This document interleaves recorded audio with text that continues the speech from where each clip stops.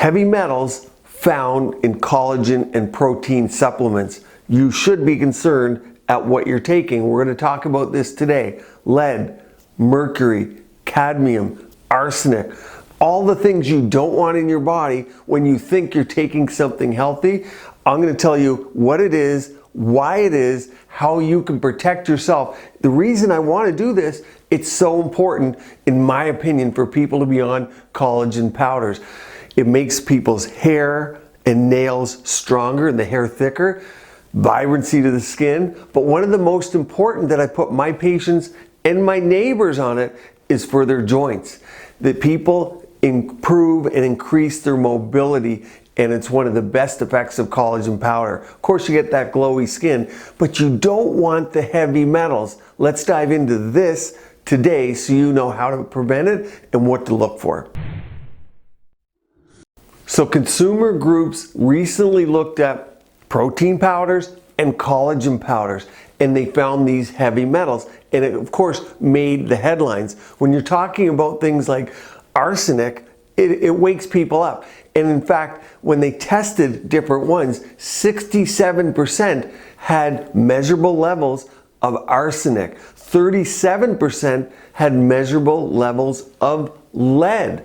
34% had measurable levels of mercury, and 17% had levels of cadmium. Things you don't want in your body because you can get acute, but even more importantly, chronic exposure and chronic poisoning through high levels. And the thing about it is, it's not something that your doctor would routinely test you for. So it just happens, and then people get a little lethargic, they get dizziness, confusion, visual disturbance, all these things that are kind of vague symptoms. That right off the bat, I want to tell you what I do for my collagen powder. I'm going to go into it deeper and what to look for in all different types of collagen powders.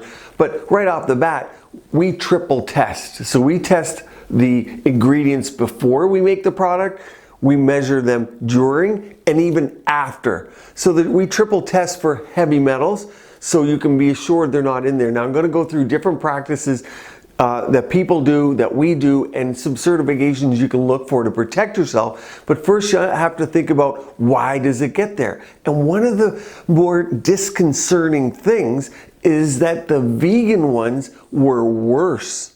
What does that tell us? What's the source of all this? Let me tell you a little story.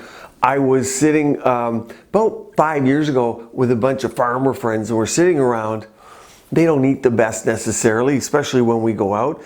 And I'm trying to eat the veggies on the place. We're eating Chinese food, a lot of sugar in that stuff. And so I have the green beans and I'm eating them. And I look around, there's 7 of them. I look around, none of them ate the green beans. And I'm like, well, I'll take them. Like, is that the healthy part? And they're just, no one said anything. And it's silent. So when those guys go silent, you know, you've either done something wrong or said something wrong. And these are big guys. You don't want to cross them. And they look over, they go, Doc, we would never eat the green beans. So we had this conversation. And we were talking about crop rotation. And we were talking about the soil. And when things are called organic, but they move the crop from the non-organic to the organic and back and forth, these pesticides are in the soil. And that's where we think they're coming from, and why they were in the vegan protein powders in particularly in higher levels than in the non-vegan. So that's one thing to keep in mind. But bovine seems to be not as bad as the vegan source, but in terms of the multi-collagen peptide, which I always tell you guys to be on. So you talk about fish, you talk about chicken and bovine, and with chicken there's also eggshell in mine. But the bovine seems to be the culprit as well. So the plant-based worse, and then the bovine. Obviously, where this product comes from makes a big difference what the cows are eating. And we just test the levels. That way we know that even if they're grass-fed, they're from the organic lot. Even if it happens to be in the soil, we'll pick that up through testing. But the fact that you have a multi-collagen source, I think helps a lot, because while fish have a little bit of mercury, they hadn't seemed to be the culprit for it. So how do you protect yourself? There's a few things to look for. Number one, in our case, you want to know that whatever you're getting is quality. So you're going to find very inexpensive products. You want to be, in my opinion, concerned, just like everything that's below the regular price, there's a price to pay somewhere. But there's things you can look for. The multi-collagen is one. The second one, I like made in the USA. We know where the product came from. We know where the cows, the chickens, the egg came from. So yes, we're testing it, but also we're reassured before we make everything that it's not going to be tainted. Number three, I think important to look for GMP, good manufacturing practice. This is something from the FDA, and it's a certification process, and it's very, very rigorous.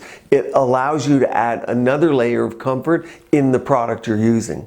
Next, you want to look for non-GMO. GMO is genetically modified organism. I like non-GMO. Some people would feel that, most things are genetically modified in some way or another, but non-GMO certified adds you that next layer of protection. Finally, mine's gluten-free.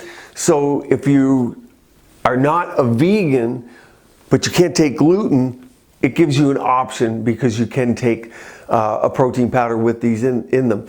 Another good way, if you're trying to make collagen powder at home, collagen is so important for creating a youthful look for hair, skin, nails, and for your joints. It is important to note that this isn't just for collagen and protein powders, it's also for supplements across the board. And in fact, I did a video on turmeric containing lead from certain sourced areas in India and Bangladesh, because it helps with the color of the turmeric. So it's all supplements, so I think it's important for you to know where they're coming from. If something costs way less than the market price, you want to think twice. I put a complete playlist up here on supplements and nutrition for you to enjoy. I love your comments below. Let me know. Stay tuned here. Keep your skin and body beautiful, healthy, and vibrant.